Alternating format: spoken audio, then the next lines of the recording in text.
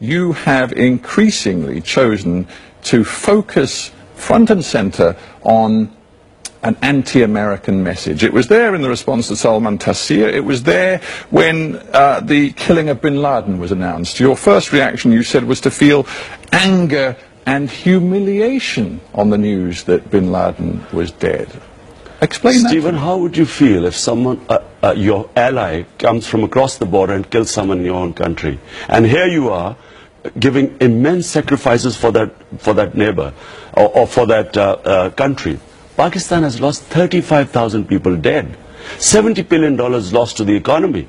But we're talking about Osama bin Laden. We're talking about the mastermind of the 9/11 attacks. Was it not perhaps a sense of shame that he was in Pakistan, and as the Americans went on to claim, almost inconceivable, the Pakistanis did not know in some form that he was there? Maybe shame about that, but also a sense of relief that, thank God, he is no longer capable of leading Al-Qaeda and its terror activities. Stephen, for one, whether Pakistan government was complicit or whether it was incompetent, as said by Panata, I'm talking as a member of Pakistani public who's not part of the government. Well, you're talking as a responsible leader in Pakistan, a man who aspires to actually lead the country. Exactly. And now, how would I feel but I'm a Pakistani citizen, where my country has given 35,000 people dead in a war we had nothing to do with, $70 billion lost to the economy when total aid has been $20 billion.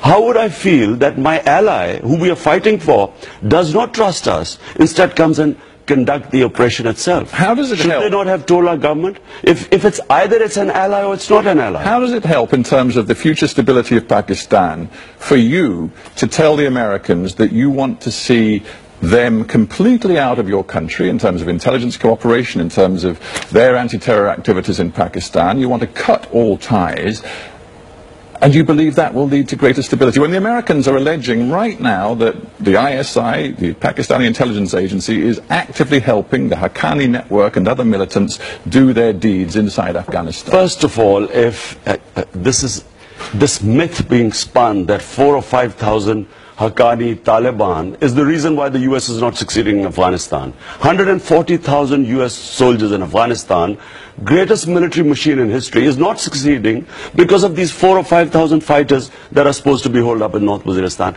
Does that make sense? That's number one. But I just come back to that. Does America not have a right, in terms of self-defense, to pursue these people if the Pakistani government will not pursue them? But are we Pakistanis not allowed to criticize American policy? Are slaves allowed to just say, does the United States have a right of self-defense if these people are not going to be rounded up and detained by the Pakistani government? Does the US not have a right to do it? But does the Pakistani government also have not any semblance of sovereignty in our country, that maybe they are fighting this war on terror, which is why 35,000 people have died?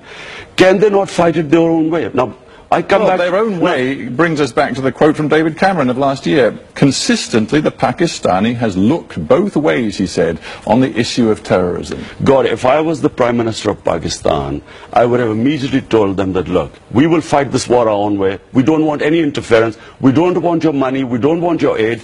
Look, it doesn't mean cutting the relationship with the Americans. It means we will fight our own way. Frankly, it does, because it takes two, and if you had your way, the Americans would cut their relationship with Pakistan. It's quite clear, and that would involve billions of dollars of aid at a time when Pakistan, goodness knows, has every reason to need that aid. Pakistan has lost $70 billion, the people of Pakistan, in this war. This was published by our own, this current government has published in the economic survey. Total aid is $220 billion. This aid is destroying us. Look, I would tell the Americans that what do they want from Pakistan? There should be no terrorism from our soil. That's all they should want. We'll do it our way. If I am perceived as a puppet of the Americans, it takes away my credibility and ability to fight terrorism.